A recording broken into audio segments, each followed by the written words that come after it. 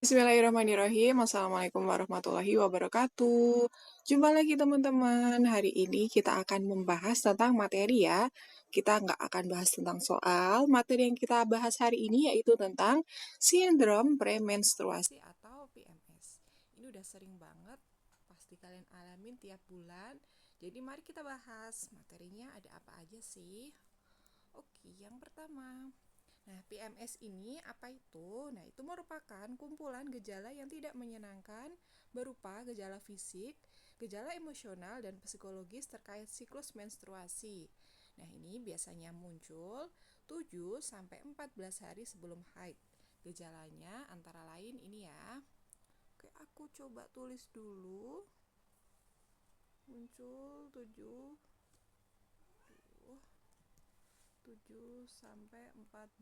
hari sebelum haid. Oke, gejalanya yang pertama ada gejala emosional. Ini disebabkan karena penurunan hormon estrogen dan juga progesteron menjelang menstruasi. Yang selanjutnya, tubuh merasa lebih gemuk. Nah, ini karena peningkatan hormon estrogen yang menyebabkan retensi cairan sehingga badan terasa bengkak. Dan yang terakhir ada gejala fisik. Yang pertama ada nyeri otot, sakit kepala, cepat lelah, perut kembung, nyeri payudara, dan juga nyeri perut. Nah, ini semua gejala ini tentu berpengaruh karena adanya penurunan hormon estrogen dan juga progesteron. Nah, di antara ini semua kalian biasanya mengalami apa teman-teman? Lanjut, kita bahas. Nah, ini ada beberapa tipe dan jenis sindrom premenstruasi. Salah satunya pasti ada nih yang kalian alami. Yang pertama ada PMS tipe A atau anxiety. Anxiety ternyata tidak cuma ada di bagian psikologis ya teman-teman, ternyata di PMS juga ada. Yang pertama, memiliki rasa cemas, sensitif, dan juga perasaan labil. Tipe yang selanjutnya yaitu PMS tipe H atau hyperhidration, yaitu memiliki rasa edema atau gejala edema. Ini balik yang tadi itu ya teman-teman, karena ada peningkatan hormon estrogen. Jadi ada menyebabkan retensi cairan sehingga badan terasa bengkak atau edema. Pada perut dan juga perut juga kembung, nyeri payudara, peningkatan berat badan. Ini karena hormon estrogen. Yang selanjutnya PMS tipe C atau craving. Ini memiliki rasa lapar, ingin mengkonsumsi makanan yang manis seperti coklat dan juga gula. Dan yang terakhir ada PMS tipe D atau depression. Ini ditandai dengan perasaan depresi, ingin menangis, lemah, pelupa, dan juga bingung. Nah, di antara keempat ini tipe sindrom premenstruasi yang sering kalian alami apa? Kalau aku seringnya ini mungkin depression, habis itu merasakan ini craving, rasa lapar, ingin mengkonsumsi makanan yang manis seperti coklat dan juga gula.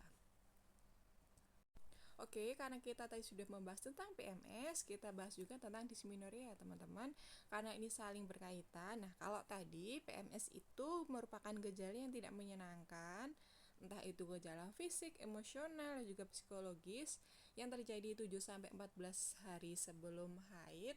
Sedangkan kalau dysmenorrhea sendiri ini terjadi karena peningkatan hormon prostaglandin yang menyebabkan otot-otot rahim berkontraksi dan menghasilkan rasa nyeri. Nah, ini biasanya terjadi ketika kita tengah menstruasi. Untuk dysmenorrhea sendiri, ini ada dibagi menjadi 3 derajat. Derajat yang pertama yaitu berlangsung beberapa saat dan nyeri masih bisa ditahan. Derajat yang kedua, ini nyeri cukup mengganggu sehingga memerlukan obat anti nyeri. Selanjutnya ada derajat yang ketiga, ini nyeri yang luar biasa dan membuat tubuh tidak kuat untuk beraktivitas. Nah, untuk kalian sendiri kalau mengalami dysmenorrhea ini masuk ke derajat berapa teman-teman? Kalau aku biasanya derajat yang pertama. Aku tulis dulu ya. Derajat yang pertama. Nah, kalau derajat yang pertama ini masih bisa ditahan. Nah, kalau derajat yang kedua ini biasanya memerlukan obat anti nyeri, biasanya dipakai bisa ibuprofen ataupun Asmef. Cuma kalau misalnya obat-obat anti nyeri itu biasanya membuat kerja lambung lebih berat, jadi tidak disarankan untuk orang yang menderita asam lambung. Nah, kalau misalnya orang yang menderita asam lambung pengen minum obat anti nyeri, biasanya yang paling aman itu paracetamol. Kalau enggak bisa diminum setelah makan. Nah, untuk derajat yang ketiga ini, nyeri yang luar biasa dan membuat tubuh tidak kuat untuk beraktivitas. Nah, dysmenorrhea ini dibagi menjadi dua jenis, yaitu dysmenorrhea primer. Ini terjadi sejak dahulu atau sejak pertama kali menstruasi ataupun menarche. Sedangkan kalau dysmenorrhea sekunder, ini terjadi setelah beberapa siklus menstruasi dan ini biasanya terjadi karena ada gangguan di bagian organ rahim ya teman-teman. Oke, bisa kalian ingat-ingat ya, dysmenorrhea ini terjadi karena ada peningkatan hormon prostaglandin yang menyebabkan otot rahim berkontraksi dan menghasilkan rasa nyeri. Sedangkan kalau PMS itu gejala yang tidak menyenangkan, terjadi di 7-14 hari sebelum haid. Untuk derajatnya sendiri ada 3 dan juga dysmenorrhea dibagi menjadi 2. Kalau yang primer ini terjadi dari dahulu ketika pertama kali menarche atau menstruasi, dan kalau dysmenorrhea sekunder ini terjadi setelah beberapa siklus menstruasi. Lanjut, untuk tips dan trik ketika kita tengah mengalami dysmenorrhea, ini ada apa aja sih? Oke, yang pertama ada konsumsi kalsium. Ini kurang lebih 800 sampai 1000 mg. Bisa kalian minum pakai tablet ataupun bisa kalian minum kalau minum susu itu juga bisa. Nah, kenapa sih mengkonsumsi kalsium? Karena kalsium ini dapat mengurangi dysmenorrhea. Kalsium bisa mengontrol aktivitas otot rahim akibat prostaglandin yang berlebihan. Kalau lagi dysmenorrhea, prostaglandinnya ini kan tinggi. Nah, kalau minum kalsium ini bisa mengontrol aktivitas otot prostaglandin otot rahim karena prostaglandinnya yang berlebihan. Selanjutnya, konsumsi vitamin E. Nah, vitamin E ternyata tidak buat cuma untuk kesehatan kulit ya, ternyata bisa juga untuk mengatasi dysmenorrhea. Nah, kenapa? Vitamin E ini juga dapat mengurangi dysmenorrhea karena vitamin E dapat mengurangi produksi prostaglandin. Nah, jadi hampir sama ya, kalsium sama vitamin E. Selanjutnya, konsumsi coklat karena ini bisa meningkatkan rasa kenyamanan di dalam tubuh kita, jadi ini cukup membantu. Yang selanjutnya ada olahraga secara teratur. Nah, ini jelas banget olahraga secara teratur akan bisa menyebabkan lancarnya peredaran tubuh kita, jadi mengurangi rasa nyeri itu sendiri. Yang selanjutnya, kompres menggunakan air hangat. Bisa kalian kompres di bagian perut bagian bawah menggunakan buli-buli, atau bisa kalian pakai koyo yang untuk menstruasi itu juga ada ya teman-teman. Dan yang terakhir, konsumsi pereda nyeri jika sangat mengganggu. Pilihannya ada Asmef atau ibuprofen atau paracetamol. Bisa kalian tentuin sendiri-sendiri ya. Dan aku saranin kalau misalnya mau mengkonsumsi pereda nyeri ini kalau sangat mengganggu sekali. Kalau enggak, bisa kalian pakai cara yang ini. Kalau aku biasanya cukup kompres menggunakan air hangat, ini sudah cukup membantu ya teman-teman sama konsumsi vitamin ini. Oke, selanjutnya tentang menstruasi. Nah, ini ada bagian siklus ya teman-teman. Oke, siklus menstruasi ini dipengaruhi oleh hormon LH atau luteining hormon dan juga hormon FSH atau follicle stimulating hormone yang meningkat. Ini LH, ini FSH. LH yang pink, FSH yang biru. Ini kan meningkat dan menyebabkan ovarium memproduksi estrogen dan juga progesteron untuk menstimulasi uterus dan juga kelenjar payudara agar siap terjadinya ovulasi.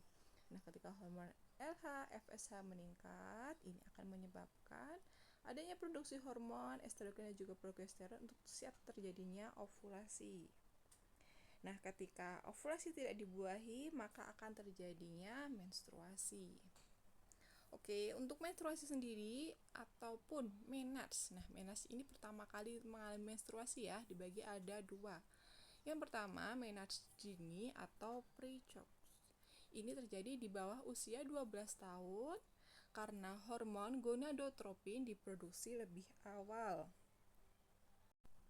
Nah, biasanya diproduksi sebelum anak berusia 8 tahun.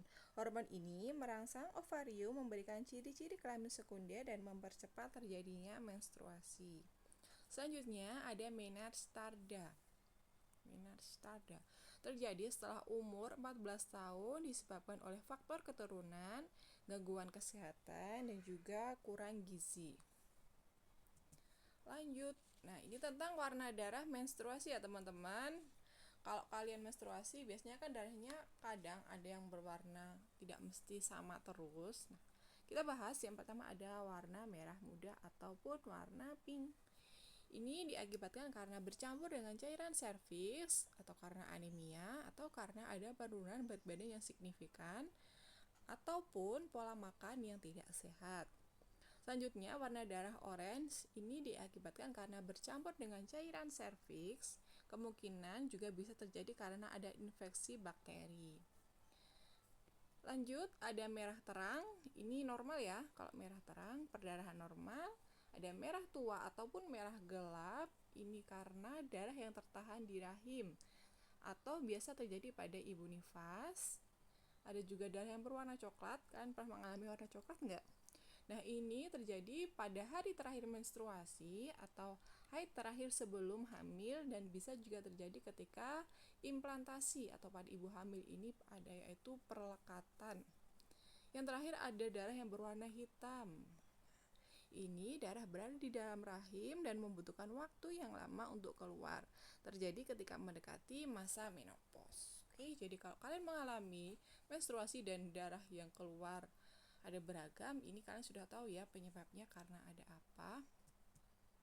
Sekian pembahasan kita hari ini. Hari ini kita sudah belajar tentang sindrom premenstruasi ataupun PMS, tipe-tipe PMS, dysmenorrhea, kategori dysmenor, tips dan triknya, dan juga sudah belajar tentang menstruasi, siklus menstruasi, dan juga darah-darah ketika menstruasi.